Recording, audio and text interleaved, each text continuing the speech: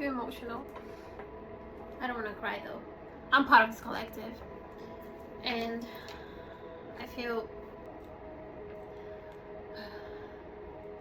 that's a beautiful message. Hi Pisces friends, how are you? Let's get a reading for all of us, me myself included. Happy birthday, it's our season. I'm gonna use the Psychic Tarot. Let's see, what's the message? Could be a spiritual message, could be divination. Let's see what comes through. It's always a mystery, right? My fellow Pisces. Why? What do we need to know, Spirit? What do we need to hear at this moment? What do we need to know? What do we need to hear? 3 cards, please. I'm hearing 3 cards. Light, financial, material changes. Interesting. And love begins. Oh, look at this. Harmony. We got some divination right off the bat. Why not? Some of you guys have been struggling financially, right? Things have been tough this past year. But I see that this area of your life, actually both, 2 areas of your life, your finances and your love life, they're coming to harmony. You know why? Because you're resilient, because you're faithful, because you're honest, because you're loyal to yourself, to your dreams, to your purpose, and because you're a light worker. Do you really think that those tower moments were going to destroy you? Seriously? Be honest with me. Deep inside. I know it was tough when you were going through them. I know it wasn't easy. I'm not saying it wasn't. But my question is, do you really think this will break you? Or these tower moments that you went through, those chaotic moments, those disruptive moments, were there to rebuild you? Looking back now. Because the worst is over. The year of the snake, it's over. We're already at the year of the horse. Things are already moving. Things are already happening rapidly, swiftly. So now you have a chance to look back and analyze and reflect the torture that you went through. I know it was torturing. I really do. You had patience, right? You were patient. And you took those moments as opportunity for growth, for healing most of all. Not just for growth, because growth comes later, but for healing. And Spirit is recognizing that. Your strength, your faith, your resilience. You know what I'm hearing? You passed the test. You can do that too. Me as a Piscean, I feel like taking a breath, but a breath of relief. Because for a long time, we could barely breathe here. For a long time, this year of the snake, it was disruption after another disruption, after another test, after another tribulation. But now, we get to finally breathe. Now we get to experience the light. Because at the same time that we were going through that, we were still spreading light into the world. Even when we barely had for ourselves. Wow, that's beautiful. I feel emotional right now. Because I'm part of this collective. And I'm having kind of like a flashback in my mind. And I feel, oh my God, I feel emotional. I don't want to cry though. That's a beautiful message. Thank you, Spirit. Yes, you can breathe now. You can breathe with me. You reach the light. Light is shining upon you. This is the Sun card, y'all. The best card of all tarot. But you know, in order for you to get to the Sun card, you have to go through the journey. And one of the steps of the game, of this simulation that we are, of this false matrix that we are trapped in, basically trapped, look, the guy trapped, is the tower moments. And those tower moments are there to rebuild us, to take down the fake, the unnecessary things, the unnecessary luggage, especially on those areas of our life that we have trouble healing. And I see that the areas of this collective, and me included, it was the material and the love. Those 2 areas, they're being repaired. Here with the Sun card shining upon it, see those golden lights, and she's reaching, and she's able to grasp on them, and she's able to touch so much gold. She's able to see it. She's able to finally see it. She couldn't see it though before, but she knew. He or she, I'm just saying she because it's a female person here, character on this card, right? But it doesn't matter, whoever I'm speaking with, she just knew that the sun would eventually come and clear all the storms and provide life, joy, energy, and abundance, right? Because the sun lights up, the sun rays works in conjunction with Mother Gaia, all the cosmos, right? We're all one, but the sun shows up every single day. It keeps us alive, all forms of life. And It helps Mother Gaia to provide back at us in food, in nourishment, and etc. But basically I see you guys like stepping into this masculine energy, but like a joyful one. It's not like an emperor energy, rigid, but it's a fun, masculine, divine masculine energy that you guys are embodying it here with the Sun card. And you're able to put your dreams, your wishes into, which once was like a far perspective, now you're able to make it happen. You're able to bring it to life. I'm not saying that you gave up on them when you were going through your tower moments. Not at all. You were always trusting the process and aligned with your purpose, right? Like I said, you're a light worker. But those disruptive moments put you on pause. It forced you to pause a little bit, right? And that kept you a little annoyed, upset. But you surrender it. Look at you surrendering here to the light. You're surrendering, and you're getting the recognition that you deserve. You're getting the reward. Because what I'm hearing the most here is, despite the fact that you barely had light for yourself, you kept spreading light to the world. Wow. Now let's talk about the good stuff. Your love life. There's a new beginning here for your love life. A brand new beginning. Wow. Here with the Ace of Cups. Divine union. There's an opportunity here to love in a way that you've never experienced before. The pure kind of love. Why? Because you broke those fake foundations, right? You clear it out. You healed. You're in harmony to receive. And this love here is equal. I see the hand of the divine, the god and the goddesses, because I see here male and female. But this is the representation of a divine union. With this relationship, with this opportunity here that the universe is presenting to you, it's fated. It's not just a random encounter. It's fated. From this connection, you will be able to experience the goddess, if you're a woman, the goddess within you. And if you're a man, the god within you. And now, if you're a man or a woman, doesn't matter. Now I'm talking about the union itself. You'll be able to experience God and the goddesses, the union of both. Sophia State, source embodied, materialized here. And this love will be like a catalyst for you to break the matrix, the false matrix, for both of you. A few of you are afraid to experience this love because you're afraid of getting hurt again. But that's an old programming that it's not in your body anymore. So you might feel in the beginning, release, let go, do some somatic healing, do some sound bath or meditation, whatever that works for you, grounding, simple things. Because I see, a little bit of an emotional withdrawal here, a fear of rejection or abandonment.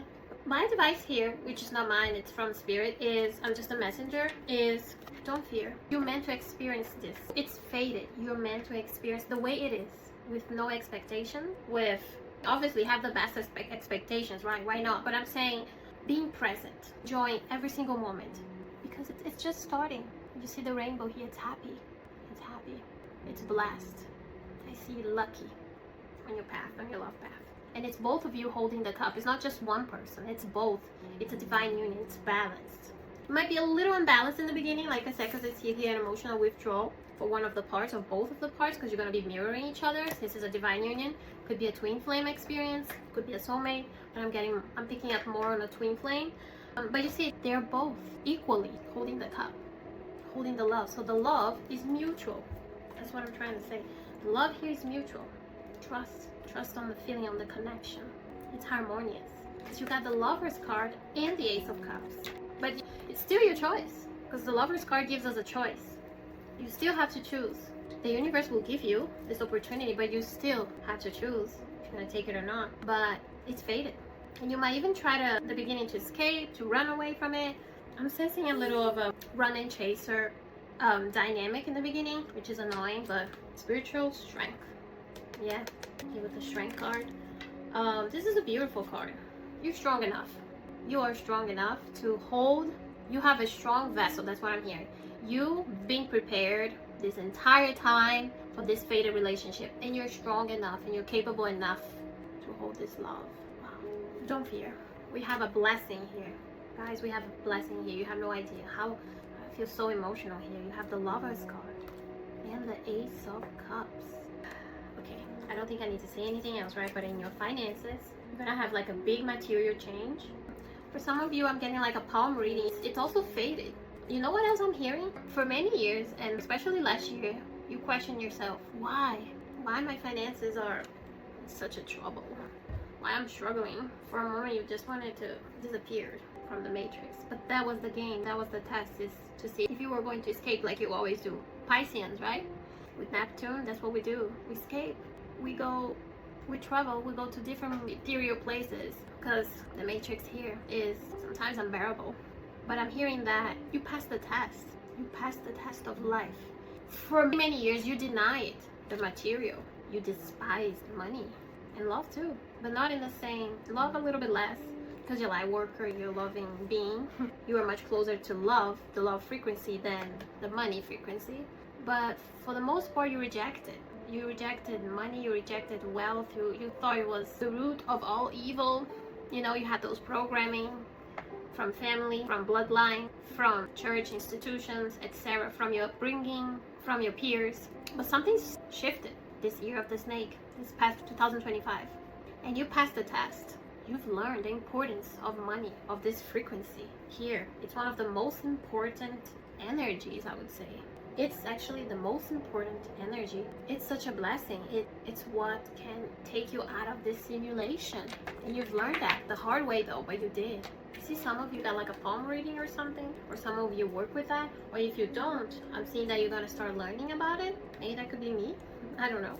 I see that you're being invited to learn palm reading and see like the fate in the hand. But anyways, that's not my point. My point is, whatever age you are right now, that's the age where your finances and those material positive changes are coming your way. So that was fated in your wealth line, okay? It was in your destiny. It's printed in you. It's your blueprint here in your hand. That's what I'm getting. And the hand is what you hold the money. And now I see that you're not nervous anymore when you hold the money. You bless the money. You're not afraid. You're not rushing to pay your bills or to give it to others. You're not scared anymore with the money. Now you hold the money and you bless. And you're comfortable holding big or small amounts of money. It's not dirty anymore like you thought. It's not cursed. It's a blessing. So that was a big paradigm shift in you. Wow, your life is coming together. This year of the horse, your life is coming together, my friend. Crown chakra. Wow. Number 7. Crown chakra. There's something here about the month of July. Very significant for you guys. Let's see what it is. What's happening in July? I'm gonna have like a download in July. Maybe it could be this palm reading that you're going to start exploring, or some sort of divination. July. I already got a fact here. Oh, I got a card here. I got 2 actually. Wheel of Fortune, the Destiny card. Remember I was talking about fate and wisdom, which is the Hierophant. So July is a big moment for you guys. Oh my God, 2 of Cups. Wow. It's possible that some of you are going to either get married in July or live with your boyfriend, girlfriend, or this person living together in July. Or you're gonna meet this person in July if you haven't met yet. July is very significant. Why? Because remember those obstacles that I told you? In July, you will be tested again. But it's gonna be a light test, not gonna be gigantic, okay? Like the tower moment that you got last year. It's gonna be a little test, and you're going to pass with flying colors. And because of that, you get your divine union, like I said. You get your power back. You stand in your ground here. I see that you're gonna have to fight for your beliefs. See, July here again, number 7. But you'll be fighting unapologetically. It's not gonna be a problem for you. You're gonna be standing on your beliefs and your principles. And nobody, no one, nothing, not even the simulation, the matrix, can take you out of your path. I see that you'll be standing on your ground, and you're gonna be as powerful as fuck. So when it comes to the divine union, you might meet this person in February or July, between those months. And then the other thing here with the Wheel of Fortune, Destiny, right? First of all, you're gonna have your free will. You're gonna be tested with your free will. Here with a little obstacle.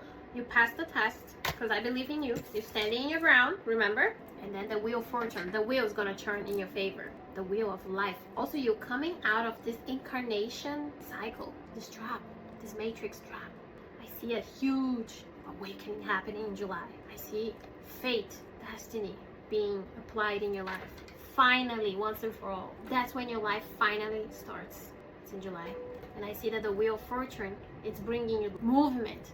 And we are in the year of the Magician and the Wheel of Fortune, which is the year 1 in 10. So that's very significant for you. Rapid moving. And Here with the Hierophant, wisdom, clarity. I see you, for the most part, you are on your own spiritually because you're a free spirit. You didn't want to follow any rules, rituals, but I see that now you are going back to your roots, your ancestrality. You're going deep. You're going all the way back. You're learning about yourself, about your roots, and you're not ashamed to engage with it. With your, could be your grandma, could be your father, could be people that passed, okay, in your life, mother, your spirit guides, your star seed friends. There's no resistance anymore. You're doing the opposite of what most people do. People usually tend to go to church, to groups, to initiation with other people. You did the opposite. You took your own path, but now you're returning. Now you're going back to your roots, but with knowledge. It's almost like a wanderer that is coming back home, and you're meeting your guides, your spirit teams, your ancestors, your bloodline, and they're greeting you, and they're recognizing your work, and they're acknowledging your wisdom as well. You're wise, because you always knew that the wisdom that you were seeking was within you, and now you're able to go back there and share. I see you doing maybe ceremonies like some sort of mushroom, I don't know, some sort of tea or some sort of shamanic experience where you're gonna meet your, like I said, your spirit team, your bloodline, your ancestors, but in a safe way, because you're sovereign.